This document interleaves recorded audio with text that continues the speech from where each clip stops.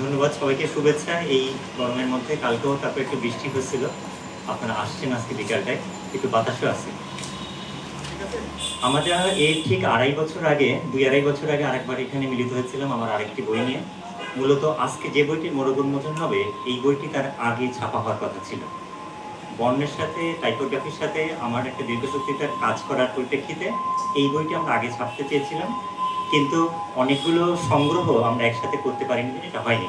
মূলত এটি একটি প্রাইমার সংগ্রহ, প্রাইমার এবং বর্ণ পরিচয়ের বই। মদনমোহন তর্কালঙ্কার থেকে শুরু করে আমরা এসে শেষ করছি সত্যজিৎ রায় এবং বিমলচন্দ্র ঘোষের হাতে খড়িতে, অর্থাৎ 1849 থেকে 1948, এই 100 বছরের মধ্যে বাঙালির প্রথম পড়া যে বই, সেটি শিশু শিক্ষা থেকে শুরু করে হাতে খড়ি পর্যন্ত এই বইয়ের একটা কোম্পানি বর্ণমালা নামে।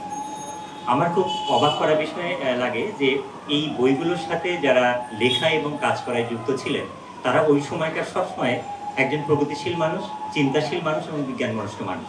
সেটা ঈশ্বরচন্দ্র বিদ্যাসাগর থেকে শুরু করে অবনীন্দ্রনাথ ঠাকুর থেকে শুরু করে রবীন্দ্রনাথ পর্যন্ত। এই কাজগুলোর মধ্যে আমরা একটা যুগলবন্দি খুঁজে পেয়েছিলাম।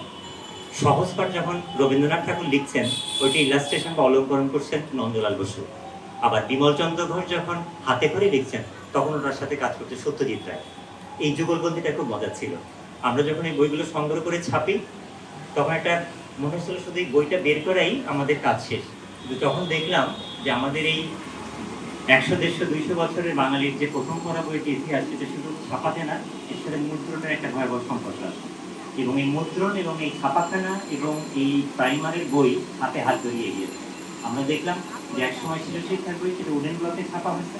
আবার যে বর্ণ পরিচয়ের বই, সেটা কাভার উডেন ব্লকের সাথে লাইনোটাইপ মিক্স করে সেটা আবার মেটাল প্লেটের সাথে যুক্ত হয়ে, অর্থাৎ অনেকগুলো মুদ্রণ মাথার মধ্যে গেছে। তখন মনে হলো না, মুদ্রণের এই ব্যাপারটা রাখলে পরে আমরা একটা জায়গা কি করতে পারবো, যে এই প্রজন্মের একটা ছেলে মেয়ে জানতে পারবে এর পেছনের পরিশ্রমগুলো।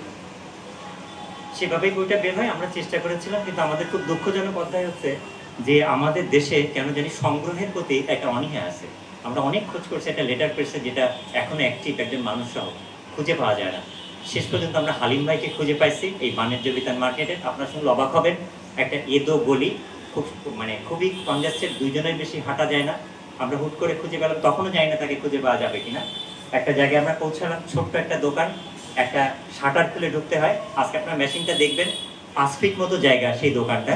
হালিম ভাই শাটারটা খোলার পরে উনি দোকানের বাইরে এসে তার ছাপাখানা চালাতেন। এবং এই ধরনের একটা প্রতিকূলতার মধ্যে লাস্ট 34 বছর ধরে উনি এই লেটার প্রেস মেশিনটা সচল রাখছেন। আজকের আসলে এই প্রদর্শনীর নায়ক উনি, কারণ উনি না থাকলে আমাদের পক্ষে সম্ভব ছিল না এই লেটার প্রেস মেশিনটা এই প্রদর্শনীতে এনে অ্যাক্টিভ করা এবং প্রতিদিন কোনো না কোনো ছাপা কন্টিনিউ করা। এই প্রদর্শনীটা আসলে আমার একার, এটা আমি আর দাবি করতে পারি না। এর পেছনে অনেকগুলো মানুষ ছিল। কিছু নাম না বললে পরে না খুব অদ্ভুত হবে, আমি তো জাস্ট নামগুলো একটু বলে যাই। আলিয়াস ফ্রোজেন ফ্রাসো, থ্যাংক ইউ ভেরি মাচ।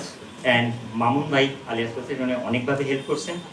কবি প্রকাশনী সজল এই বইটা বের করে এবং তুলনামূলক দাম অনেক কম রাখছে, সাবসিডি টাইপের একটা দাম রাখছেন উনি। আমি সজলকে ধন্যবাদ। পেছনের কিছু নায়ক থাকে, বসিরাল মামুন না থাকলে কাজটা হতো না। মিথুন, শিমুল, রনি, অন্তু, বাবুল ভাই কালকে রাত 12টার সময় ফেরত গেছেন সমস্ত কিছু গুছায়। রাহুল দা আমার ঘরের মানুষ, ওর প্রশংসা আমি করতে চাই না। শেষ মুহূর্তে অডিও ভিজুয়ালগুলো মিউজিক করে দেয়া, এগুলো সবকিছু মিলাই প্রদর্শনীটা দাঁড় হয়েছে। প্রদর্শনী আসলে আমার না, আমাদের সবার একটা টিম ওয়ার্ক ছিল। যথেষ্ট প্রতিকূলতার মধ্যে আমি সেটা দাঁড় করাইছি। আমার কথা শেষ করব, বইটা আমি উৎসর্গ করছি আমার বন্ধু ও সহচর তনুজা ভট্টাচার্যকে। ও দেশে নেই, এই কারণে আসতে পারলো না। তবে ওর একটা লেটার প্রেস হুবহু একটা ফ্যাক্সিমিলি কপি আছে, পৌষ সেখানে উপস্থিত আছে। পৌষ, থ্যাংক ইউ মা। অনেক দীর্ঘ প্রত্যেকটা কাজের সাথে পৌষ আমার বাসায় ছিল, ও নানাভাবে হেল্প করছে। আপনারা উপভোগ করুন। আর স্যার থ্যাংক ইউ, আপনারা আসছেন।